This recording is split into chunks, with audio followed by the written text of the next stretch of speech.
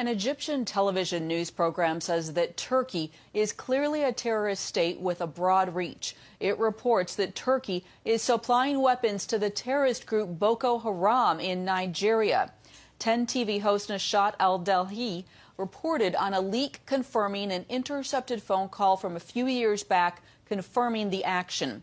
He reported in part, "Today's leak confirms without a doubt that Erdogan, his state, his government, and his party are transferring weapons from Turkey to," this is a shock, "to where you may ask, to Nigeria." And to whom? To the Boko Haram organization. Well, Raymond Ibrahim, a journalism fellow at the David Horowitz Freedom Center and an expert on the Middle East and Islam, joins us now with more on this. Welcome, Raymond. Hello, Heather. Are you surprised by this report? What's your take on it? No, I'm not surprised. And my take on it is that the actual tape that was made that you referenced and you quoted was made apparently in 2014 or 15. And it was reported widely in certain areas in the U.S. and in the West, not so much, and not much came out of it. And the reason, I think, is because Erdogan wasn't so, didn't have his fingers so much in Islamist politics outside of his own nation. But now that we've seen, Abu Bakr al-Baghdadi, the ISIS Islamic State caliph who was killed recently, and he was found just 3 miles from the Turkish border, which is in fact one of the last, or if not the last bastion of jihadi so-called freedom fighters of attacking the Syrian government.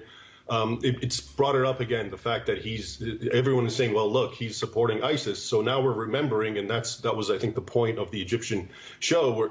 We're bringing back to see that there's some continuity here. It's not just right next door to Syria, to Turkey, meaning Syria.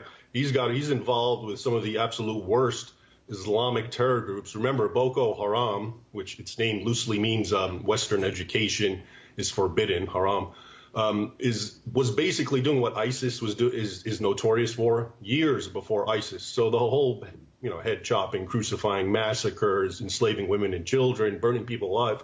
Boko Haram was doing that. And one of the things that international observers have been noticing, especially increasingly, is that their armaments, their weapons, are very sophisticated. And it's even spilled into the Fulani tribesmen in Nigeria and in other parts in Africa. For example, I'm sure you know, Burkina Faso, also in Western Africa, attacks on Christians have become horrific. Just in the last few months, there have been so many killed, and always in the context of checking out if they're wearing crosses, if they can say the Islamic Creed or not, and then being butchered and so forth. And those tribesmen, the Fulani, who are essentially living almost on a primitive scale, appear with very